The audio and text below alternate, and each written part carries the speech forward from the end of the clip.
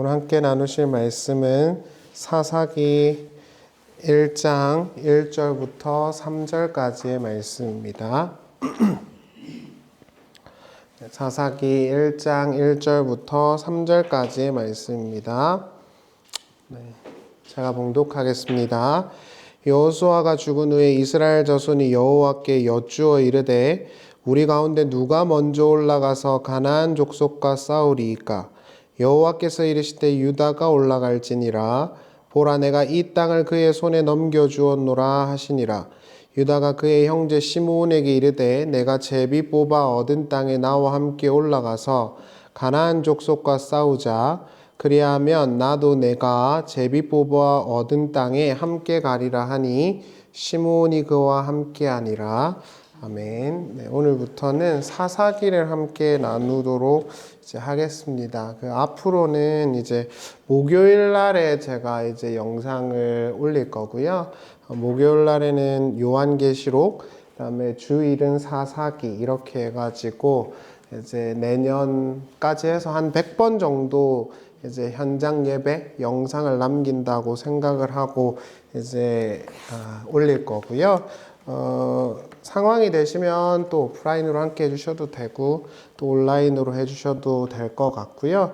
뭐 이렇게 너무 사람 숫자나 누가 왔느냐 이런 거에 좀 영향을 안 받고 말씀을 우리가 같이 나누고 또 고백한다라는 취지의 의의를 조금 더 살리면 좋지 않을까 그런 생각이 듭니다. 사사기의 시작은요, 여호수아의 죽음으로 시작을 하지요. 여호수아와 사사기의 가장 큰 차이가 뭐냐 하면 여호수아는 사실 승리만 있어요. 근데 사사기는 실패만 있죠. 물론 여호수아서에 보면 이스라엘이 실패한 내용도 있어요. 그런데 대부분은 승리한 내용이 나오고 좋지 않은 대목들, 부분들은 거의 기록이 안 되고요. 사사기는 좋은 점도 있지만 실패가 대부분이고요. 사사들이 이제 꽤 많은데 그 중에서 제일 괜찮은 사람은 드보라고 나머지는 전부 다 이상합니다. 그래서 사사기는 실패의 역사라고 보시는 게 맞을 것 같아요. 근데 사사기에 의미가 있다라고 한다면 우리 인간의 역사를 아주 적나라하게 보여준다는 거겠죠. 그래서 저도 그렇고 지금 사회도 그렇고 사람들은 결국엔 실패할 수밖에 없고 넘어질 수밖에 없잖아요. 그런데 왜 실패하고 넘어질까에 대한 이야기가 이제 사사기에 있지 않는가라는 생각이 들었어요. 그 사사기는요, 시작에서 첫 번째 보시면 여호수아가 죽었다 이렇게 말을 합니다. 그래서 시작이 되죠. 그 여호수아가 죽었다라는 말은 그 승리와 영광이 사라졌다라는 걸 보여주는 겁니다. 그리고 실제로 실패의 역사만이 사사기에서 계속되죠. 그럼 왜 인간은 실패할까요? 왜 우리는 실패하고 넘어질까? 저 같은 경우에도 왜 우리는 실패할까? 이런 생각을 많이 하거든요. 그럼 실패를 하게 되어지는 그 이유는 뭐냐 하면 역설적이지만 지도자가 없기 때문에 그렇습니다. 이스라엘의 역사를 따져보면 제대로 된 지도자가 없기 때문에 나라는 망합니다. 그게 뭐 역사의 뭐라 해야 될까요? 선언인 거죠. 왕과 지도자가 제대로 된 왕과 지도자가 없기 때문에 문제가 생긴다는 거예요. 그런데 왕과 지도자가 있기 때문에 문제가 발생을 하기도 합니다. 그게 사무엘서죠. 그럼 이렇게 성경에서 말하는 이렇게 좋은 역사, 나쁜 역사가 이렇게 계속 반복되는 이유는 뭘까? 그리고 성경이 여기서 뭘 말하고 싶은 걸까? 결국에는 다윗 왕이라는 이상 왕으로 향해 가는 겁니다. 그러니까 이렇게 보시면 돼요. 여호수아가 있기 때문에 이스라엘이 승리를 누렸지만 여호수아가 없기 때문에 실패하기도 하는 겁니다. 그리고 사사들이 계속 나와서 성공하기도 하지만 사사가 있기 때문에 문제가 생기기도 합니다. 그러면서 계속 반복이 되면서 결국에는 하나님이 세우신 왕인 다윗이라는 왕으로 향해 가고 있어요. 그게 논리적인 발판이 여기서 계속 생긴다는 거예요. 인간은 실패하기도 하고 성공하기도 해. 그런데 결국에는 어디까지 나아가냐면 다윗까지 나아가는 거예요. 다윗은 누구죠? 하나님이 세우신 왕입니다. 그래서 인간들이라는 건, 인간의 지도자라는 건 계속 넘어지고 쓰러질 수밖에 없지만 결국에는 하나님이 세우시는 나라, 왕이 이 땅에 오게 되어지면 비로소 진정한 하나님의 나라가 이루어질 것이라고 선언하는 게 사실 이스라엘의 역사죠. 이걸 복음적인 의미에서 보자면 다윗은 당연히 예수 그리스도를 은유하거든요. 그래서 이 땅의 역사와 왕들은 계속 실패하고 넘어질 수밖에 없겠지만 하나님이 세우실 왕이라는 존재가 등장하게 되어지면 하나님의 샬롬이 이 땅에 올 것이다 라고 성경이 계속 반복해서 말을 하는 겁니다. 그래서 지금 이제 우리나라도 마찬가지고 전 세계적으로도 마찬가지지만 굉장히 힘들잖아요. 미국 같은 경우에도 굉장히 힘들어요. 일본 같은 경우에는 30년이 힘들고 있고요. 그러니까 사실 이 인간들의 역사라고 하는 게 굉장히 발전한 것 같지만 빈부격차는 심해지고 문제는 더 심화되고 있거든요. 그럼 우리 신자들은 어떻게 해야 할 것인가? 하나님께서 이루어 가실 하나님의 왕이라는 걸 찾고 바라봐야 된다라는 결론으로 이어지게 되는 거죠. 하나님만 갈망하고 하나님의 나라를 갈망해야 된다라고 이야기를 하고 있다라는 거예요. 사사기도 그러한 역사가 반복되는 것이다 이렇게 보시면 돼요. 여호수아가 죽었어. 그래서 이제 이 이스라엘은 실패할 거고 실제로 이스라엘은요 굉장히 타협적인 모습을 많이 보여줍니다. 그래서 실패한 거예요. 저는 성경 속에서 우리가 이제 생각해 볼 게 많다고 생각을 하거든요. 그러니까 성경에서 우리에게 말하고 싶은 이야기는 한 가지예요. 왜 너네가 실패할까? 왜 인간은 실패할까? 딱 한 가지 때문이다. 뭐 때문이냐 하면 왕이 없고 지도자가 없어서 그래요. 그럼 왕과 지도자가 실제로 우리에게 없나요? 있죠. 누구죠? 하나님이죠. 그런데 그 하나님을 왕과 지도자로 믿지를 못하고 자꾸 인간과 인간 세상에게 의존하고 자기의 생각대로 사는 게 너네의 실패의 원인이다라고 성경이 계속 말을 하고 있는 거예요. 그게 사사기에서 나온다 이렇게 보시면 될 것 같아요. 사사기 1장 1절 한번 보실래요? 제가 번역해 드린 거를 보시면 되고 이게 좀 제가 이렇게 해놓은 게 의자를 살짝 틀어주시면 더 좋을 것 같기는 해요. 1장 1절 보시면 그리고 여호수아가 죽은 이후에 그리고 물었다. 이스라엘 자손이 여호와께 말하였다. 우리 중에 누가 올라갈 것입니까? 가나안 사람을 향해서 누가 그들과 싸울 것입니까? 이렇게 시작을 해요. 사사기 1장에서 이스라엘 백성들이 처음으로 한 행동이 뭐죠? 질문입니다. 하나님께 질문을 한 거예요. 그래서 이스라엘이 승리를 합니다. 그럼 이스라엘이 실패한 이유는 뭘까요? 21장 25절을 보실래요? 그때 없었다 왕이 이스라엘에 각자 옳은 대로 그 눈에 행했더라. 이렇게 제가 구간으로 번역을 해놨어요. 이걸 한글 성경에서 보면 그들의 소견에 옳은 대로 행했다 이렇게 말합니다. 그러니까 사사기 1장에서는 뭘로 시작하죠? 하나님 누가 올라갈까요? 이렇게 물어봐요. 그런데 사사기 끝날 때는 뭐라 그러죠? 왕이 없었다 그래요. 그러니까 이건 사사기가 의도적으로 보여주는 거죠. 그건 뭐냐 하면 신정국가인 이스라엘이 하나님의 뜻과 하나님의 통치를 갈망하면서 산 것이 아니라 자기의 눈에 보기에 좋은 대로 행했기 때문에 망했다는 거예요. 우리 모든 인간은 그렇잖아요. 내가 볼 때 괜찮다고 생각하는 선택을 할 것이고 내가 볼 때 좋다고 생각하는 걸 선택하잖아요. 그런데 성경은 뭐라 그러냐면 그것 때문에 너희가 망한 거야 라고 말을 해요. 그러면 진짜 인간이 샬롬을 누릴 수 있는 그 근거는 어디에 있죠? 하나님께 묻는 거예요. 그럼 이렇게 질문하실 수 있죠. 하나님이 묻는다고 답해 주시냐? 답해 주지 않죠.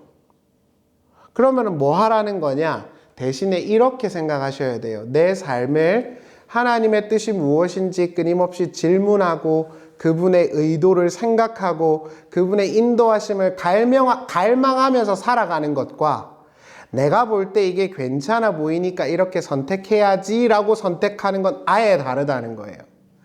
여기서 이스라엘이 보여주는 사사기의 문제가 거기 있는 거예요.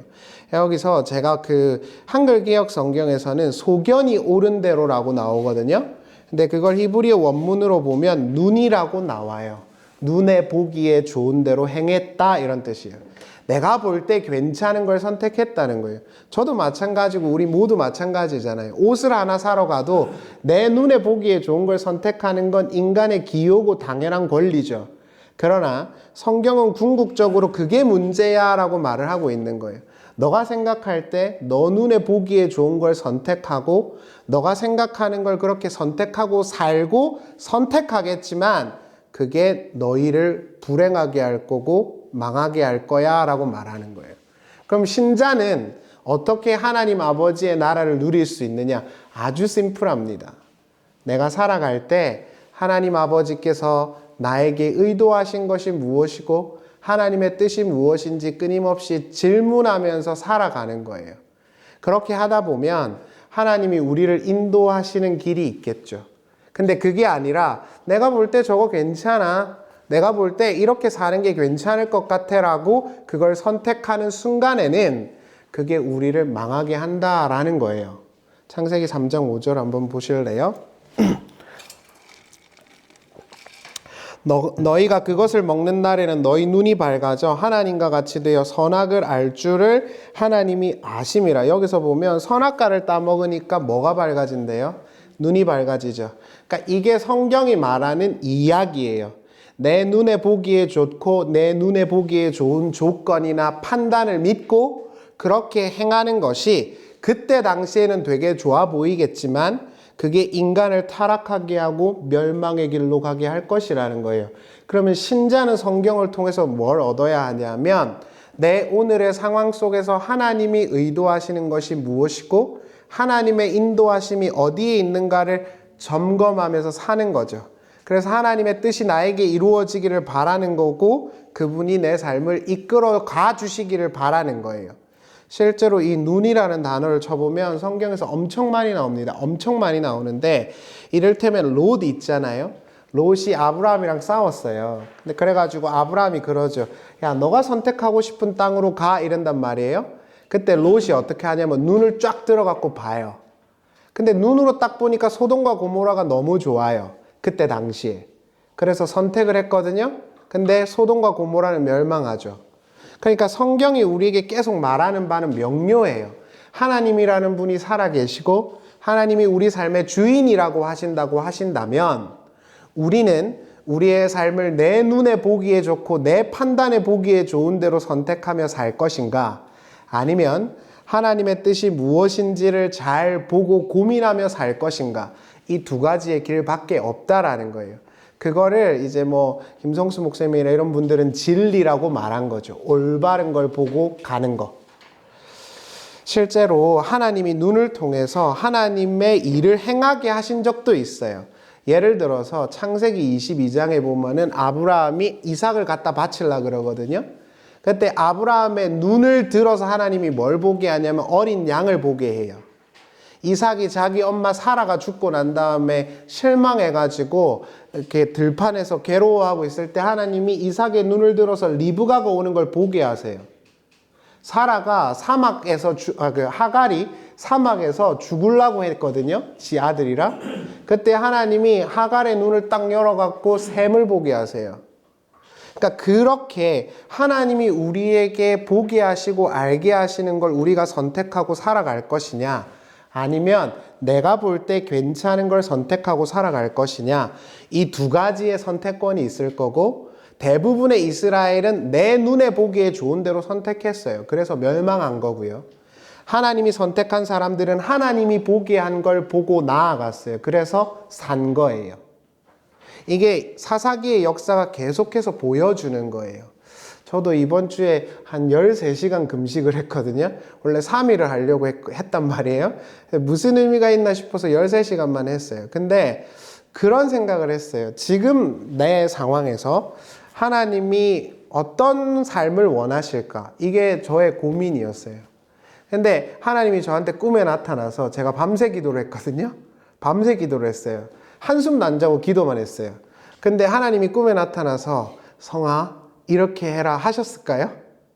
그랬으면 저 여기 안 있죠. 그렇지 않아요. 그런데 그렇게 기도하고 그냥 하루하루 살아가는 것이 신자의 삶이라는 생각만 있어요. 내가 지금 내 상황과 내 조건에서 어떤 게 더 좋을지, 어떤 선택을 하는 게 좋을지 그냥 내 눈에 보기에 좋은 대로 판단하고 선택할 수도 있죠. 그렇지만 그게 아니라 하나님이 원하시는 건 무엇일까라는 걸 제가 굉장히 많이 질문을 하면서 기도를 했어요. 근데 그게 신자의 삶이라는 생각이 들어요. 여러분들께서도 우리가 예수님 믿으면 끝이 아니잖아요. 결혼도 하셔야 될 거고 직장도 챙기셔야 될 거고 자녀들을 기르시죠. 그때 내가 생각하기에 좋은 걸 선택할 수도 있죠. 그러나 하나님 안에서의 평강을 누리기 위해선 우리 신자는 반드시 하나님 아버지의 뜻이 무엇인지를 끊임없이 질문하면서 갈 수밖에 없을 거예요. 그리고 그렇게 가는 게 지금 당장에 어떠한 결과가 있을진 모르지만 안전한 길이에요. 가장. 이스라엘 백성들이 11일이면 가는 길을 38년을 돌아갔잖아요. 그 이유는 내 보기에 좋은 대로 살아서 그래요. 신자라는 건 결국 하나님이 살아계시다는 걸 인정하는 거고 그분이 내 삶을 인도해 가시기를 바라는 게 신자의 삶이잖아요. 그래서 내가 선택할 수도 있고 내가 결론 내릴 수도 있지만 끊임없이 점검하고 질문하는 거. 그게 이스라엘 백성들에게서 결여된 태도예요. 그래서 사사기가 실패의 역사가 된 거예요. 왜냐하면 끝이 내 눈에 보기에 좋은 대로 했더라 였거든요. 요거를 보시고 1장 2절로 한번 가보죠. 사사기 1장 2절입니다. 그리고 여호와께서 말씀하셨다. 유다가 올라갈 것이니라. 보라 내가 그 땅을 너의 손에 주었다. 자, 하나님이 가나안 땅을 정복하게 하셨는데 처음 올라간 집단이 유다예요. 유다의 이름이 찬송이죠. 그 당시에 가나안 땅은요. 요즘 말로 하면 미국쯤 됩니다. 미국쯤 돼요. 그러니까 가장 문화와 문명이 이렇게 발전했던 곳이 가나안 땅이거든요. 거기서 이스라엘 백성들이 뭘 하냐면 전쟁을 하는 거예요. 이스라엘은 지금 어떤 무기도 없어요. 그럼 어떻게 해야 되죠? 전쟁이 안 됩니다. 그런데 하나님께서 네가 올라가라 이래요. 그래서 올라갔는데 10,000명을 죽이고 그 왕도 죽입니다. 어떻게 가능했죠? 하나님 아버지의 전쟁이라 가능했던 거예요. 하나님이 그들을 인도하셨기 때문에 이겼던 것이죠. 우리도 마찬가지입니다. 우리의 적이나 우리의 상황이 녹록하진 않겠지만 하나님 아버지의 뜻이 무엇이고 하나님이 살아계시다는 걸 인정하면서 살아가는 것과 그냥 내 눈에 보기에 좋은 방법을 택하는 건 겉보기에는 비슷해 보이지만 아예 다른 겁니다. 그래서 유다 지파가 올라가는 거예요. 유다는 찬송이거든요. 하나님을 찬양하는 전쟁이라는 거예요. 하나님이 하셨기에 하나님을 찬양하는 거고 하나님 아버지만을 찬양할 수밖에 없는 게 유다의 전쟁의 이야기죠. 그런데 사실은 이게 예언이기도 합니다. 여러분들께서 이제 이렇게 보시는 게 좋은데 유다가 올라가죠. 그리고 난 다음에 1장 3절 한번 보실래요? 유다가 그 형제 시므온에게 말했다. 나와 함께 올라가자. 제비 뽑은 땅에 이렇게 나오는데 여러분 잠깐 한번 보실래요? 이렇게 보시죠. 하나님이 유다가 올라가라 그러셨죠. 시므온은 올라가라 그랬어요? 안 올라가라 그랬어요? 없죠. 근데 왜 데리고 가죠? 이걸 한번 잘 생각해 보세요. 유다만 올라갈 것이니라 했는데 왜 시므온은 데리고 갔죠? 그게 예언이라 그래요. 야곱이 수백 년 전에 예언했던 게 여기에서 이루어지는 거예요.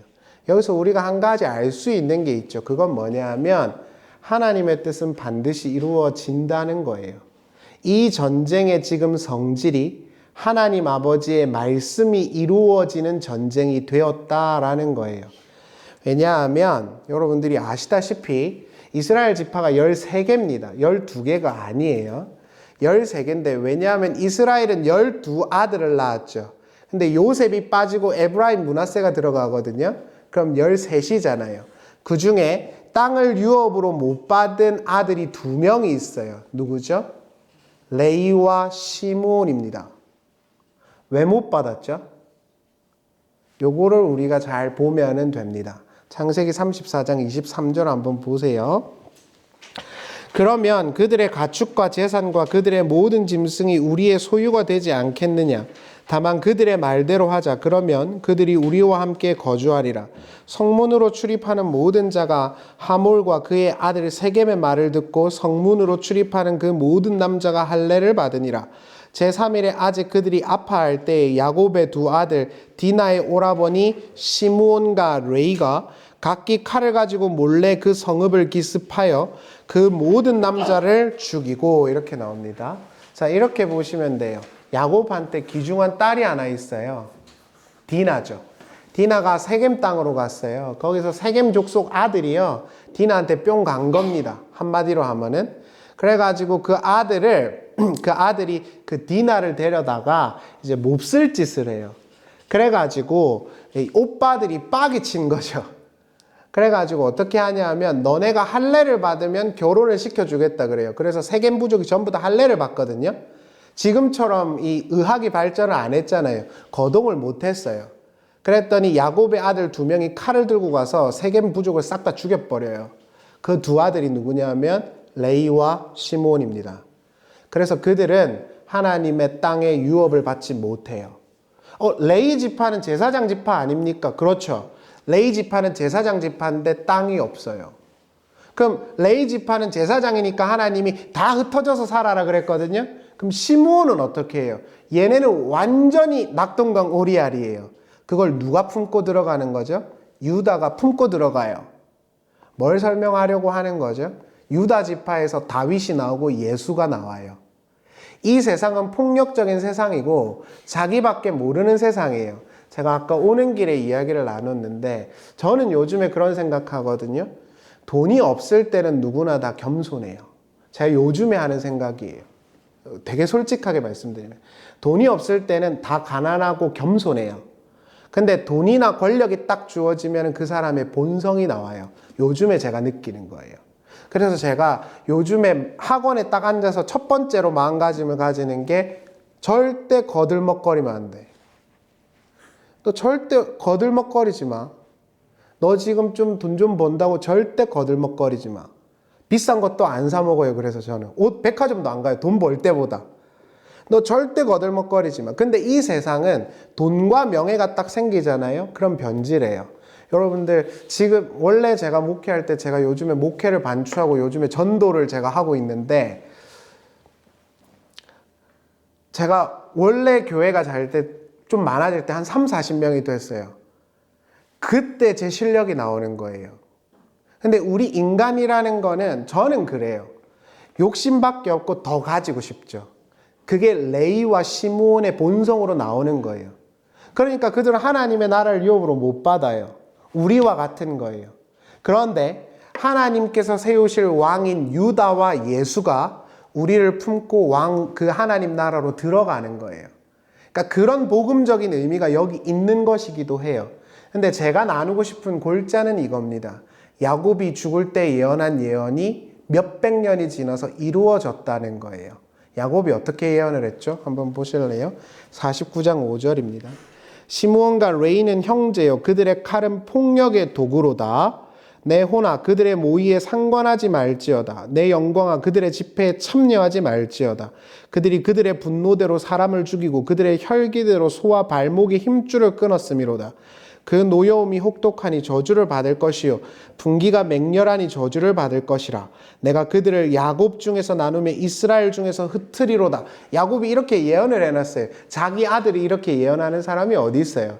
이건 성경의 예언인 거예요. 시므온과 레이는 칼로 한 부족을 죽였기 때문에 하나님 그 회중에 들지 말고 그들은 하나님 나라를 받을 수도 없다 그랬어요. 그럼 얘네는 어떻게 해요? 그냥 지옥 가요? 그럴 수 없죠. 그래서 얘 뒤에 누가 붙어서 나오죠? 유다가 붙어서 나와요. 그 뒤에 보실래요? 8절입니다. 유다야 너는 내 형제의 찬송, 유다의 이름 뜻이 뭐라고요? 찬송이에요.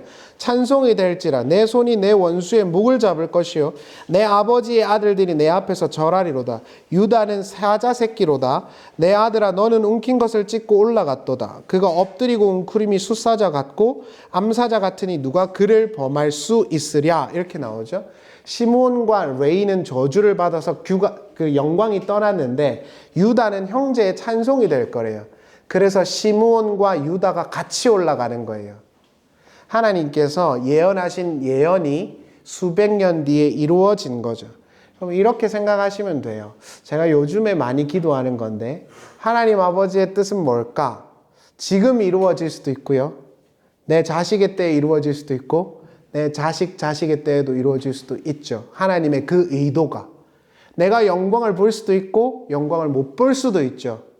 그러나 하나님이 의도하신 건 반드시 이루어진다는 믿음을 성경이 가지라고 우리에게 종용하는 거예요.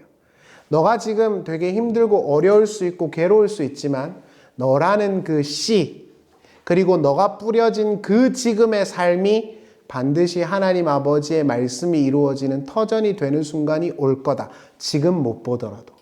그렇기 때문에 하나님을 믿고 오늘 너의 삶을 잘 살아가는 것만이 네가 할 수 있는 일이다라고 말을 하는 거예요.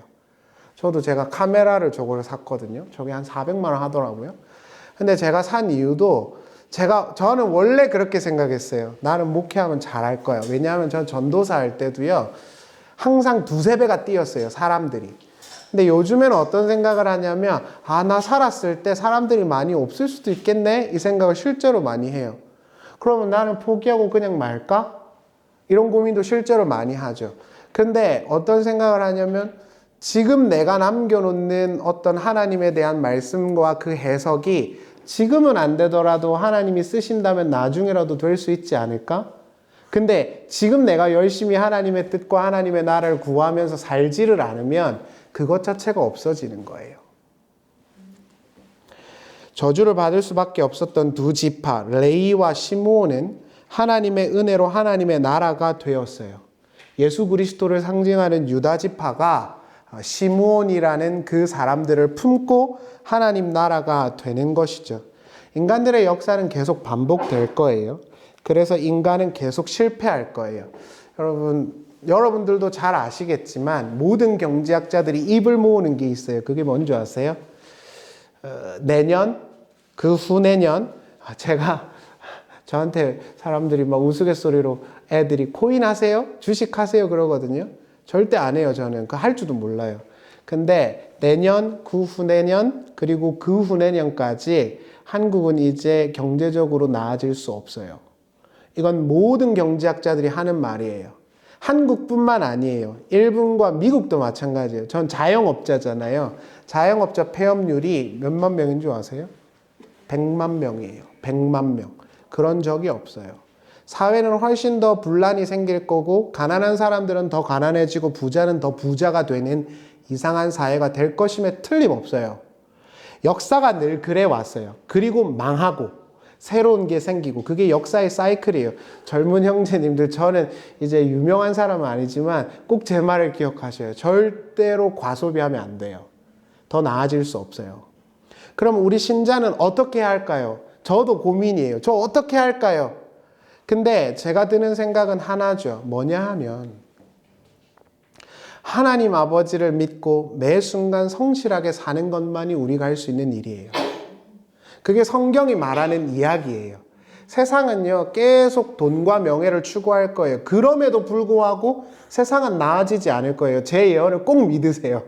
세상은 더 나아지지 않아요. 이건 성경의 예언이에요. 신학자들이요, 18세기, 19세기 이런 이야기를 했습니다. 세상이 훨씬 더 나아질 거야. 그리스도의 푸른 계절이 올 거야. 이게 CCC의 목표잖아요. 근데 그런 이야기하는 사람 한 명도 없어졌어요. 지금 신학자들 중에 이 땅에 하나님의 나라가 올 것이라고 말하는 사람 한 명도 없어요. 단 한 명도요. 현실이 그래요.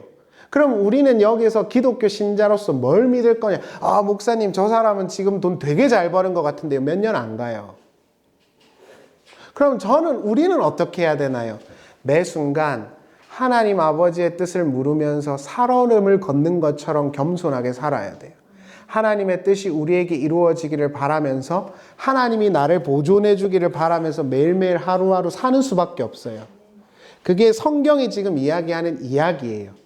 조금 구속사적으로 확장을 해보면 저는요 이래요. 예를 들어서 돈이 되게 많잖아요. 저한테 지금 만약에 많잖아요. 그럼 만족할까요? 아니에요. 더 바랄 거예요. 그게 인간의 성질이에요. 저는 그거를 많이 느껴요. 인간은 절대 만족하지 않거든요. 그러니까 더 확장하고 그러는 건데 우린 그럴 수밖에 없어요. 그러나 그런 우리를 하나님이 품고 하나님 나라가 되게 하실 거예요. 이게 사사기의 이야기인 거죠. 그래서 이 투 트랙을 저는 사사기를 읽으면서 많이 느꼈던 거예요. 말씀을 마치겠습니다. 야곱이 죽을 때를 기준으로 사사기는요, 한 수백 년이 지났을 거예요. 야곱이 대략 여러분들 예를 들어서 아브라함이 몇 세기 사람이냐면은 기원전 한 2100년 사람이거든요. 그러면은 모세 출애굽 뭐 이런 거 따지면 한 5, 600년이 충분히 지났을 거예요. 한 700년 정도가 지났을 거예요. 700년 뒤에 야곱이 예언했던 게 이루어졌어요.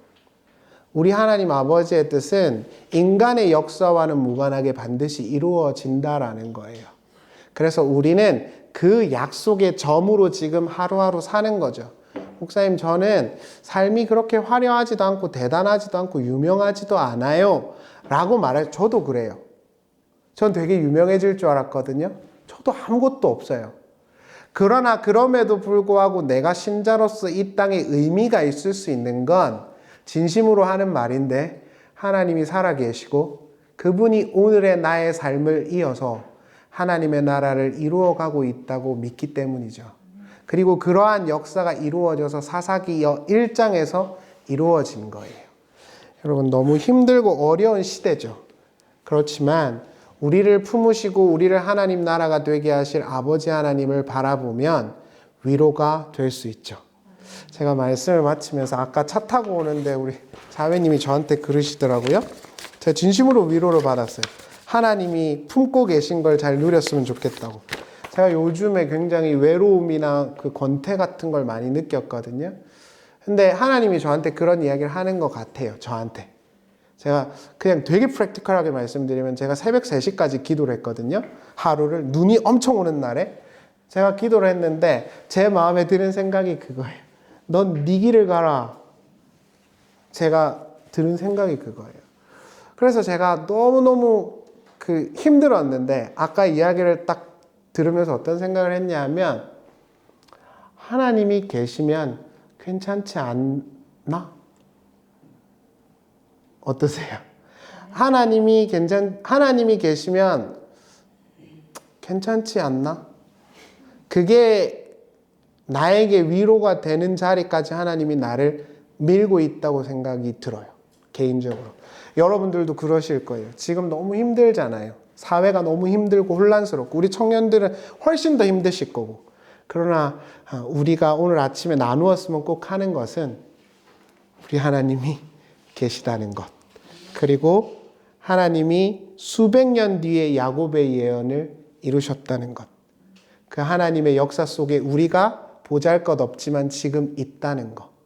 그 자부심을 갖고 우리가 살아갈 수 있다면 신자이지 않을까 생각이 듭니다. 기도하시겠습니다. 하나님 아버지, 사사기의 역사는 실패의 역사입니다. 무너짐의 역사지요.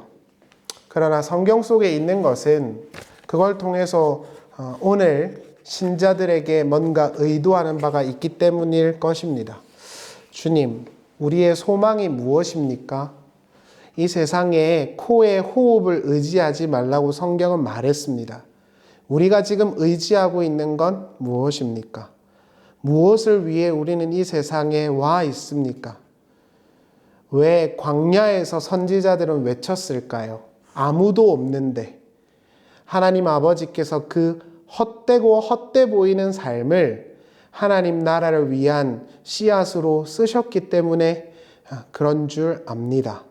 오늘 우리의 삶이 때로는 잘 나갈 수도 있고 비로할 수도 있지만 절대 거들먹거리지 말고 겸손한 마음으로 하나님 아버지의 뜻이 이루어지기를 바라며 주님 안에서 승리하는 우리가 되게 하여 주시옵소서.